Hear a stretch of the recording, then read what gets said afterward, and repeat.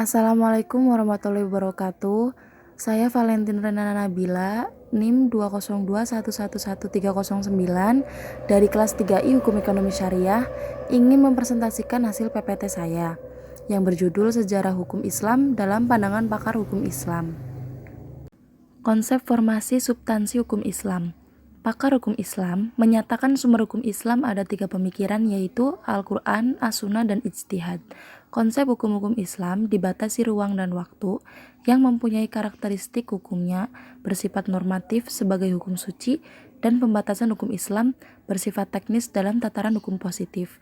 Menurut pemikiran Scott, konsep-konsep hukum Islam dibatasi ruang dan waktu, yaitu hukum Islam sebelum periode Umayyah dan hukum Islam pada akhir pemerintahan Umayyah.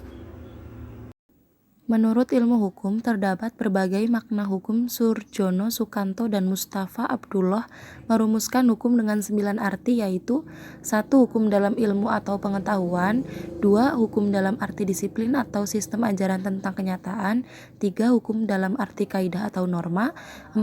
Hukum dalam arti tata hukum atau hukum positif tertulis, 5. Hukum dalam arti keputusan pejabat, 6. Hukum dalam arti, 7. Hukum dalam arti proses, 8. Hukum dalam arti perilaku yang teratur dan ajeg, 9. Hukum dalam arti jalinan nilai-nilai. Konsep tentang sumber dan periodisasi hukum Islam. Scott berpendapat bahwa sumber hukum Islam pertama adalah tradisi masyarakat Arab pra-Islam atau hukum adat, bukan Al-Quran dan Sunnah Nabi Muhammad SAW, juga bukan sebagai sumber hukum Islam kedua setelah Al-Quran.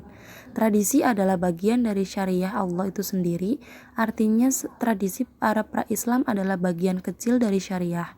Sunnah. Menurut pandangan Scott bahwa konsep sunnah atau hadis muncul relatif terkemudian, berbeda dengan Fazlur Rahman yang menyatakan bahwa konsep sunnah telah ada sejak semula.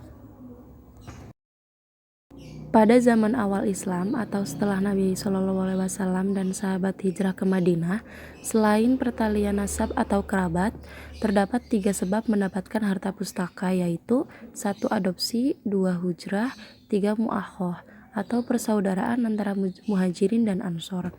Akomodasi Al-Quran meminjam istilah Jaih Mubarak terhadap kebiasaan Arab pra-Islam adalah menjadikan perempuan sebagai anggota keluarga yang mendapatkan harta pusaka dalam berbagai posisi, atau sebagai anak, istri, ibu, maupun saudara.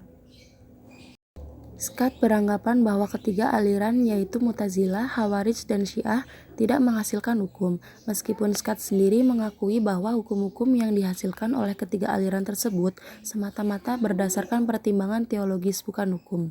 Benar, aliran tersebut yang pada awalnya merupakan aliran politik karena sumber ikhtilaf mereka adalah tentang kepemimpinan umat Islam. Dalam perjalanannya, Mu'tazilah dan Khawarij berubah menjadi aliran kalam, sedangkan Syiah memperkuat eksistensinya dalam aliran politik dengan membangun berbagai doktrin dan ajarannya.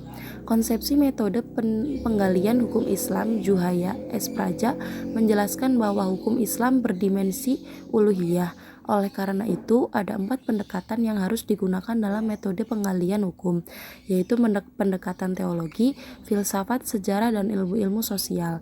Pendekatan teologi penting untuk dilakukan karena teologi bukan hanya mencoba menjelaskan bagaimana sesungguhnya manusia berbicara tentang Tuhan, tetapi teologi juga meneliti aturan-aturan yang mengatur seperti syariah dan fikih.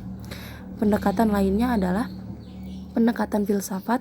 Lebih lanjut, Juhaya S. Praja menjelaskan bahwa filsafat hukum Islam seperti filsafat pada umumnya yang menjawab pertanyaan-pertanyaan yang tidak terjangkau oleh ilmu hukum. Juhaya S. Praja mengatakan bahwa pendekatan sejarah penting dalam menggali fakta dan nilai yang hidup di masyarakat. Akan tetapi, pada akhirnya sejarah hanya membicarakan fakta dan nilai-nilainya menjadi terabaikan. Scott memahami hukum Islam hanya melalui 2 pendekatan, yaitu pendekatan sejarah dan ilmu-ilmu sosial atau sosiologi hukum. Sosiologi hukum yang digunakan ini di satu sisi memberikan nilai manfaat terhadap substansi hukum dalam realitas masyarakat, tetapi pemikiran Scott ini mengarah pada penilaian hukum secara maksimal. Menurut analisis dalam perspektif sosiologi hukum, pemikiran Scott dalam menggunakan sosiologi hukum tidak benar.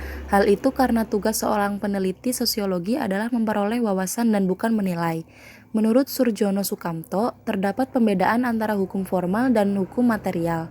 Hukum formal merupakan keseluruhan sistem teori hukum yang aturan-aturannya didasarkan hanya pada logika hukum, sedangkan hukum material memperhatikan unsur-unsur non-yuridis. Mungkin cukup sekian presentasi dari saya, kurang lebihnya mohon maaf. Terima kasih. Wassalamualaikum warahmatullahi wabarakatuh.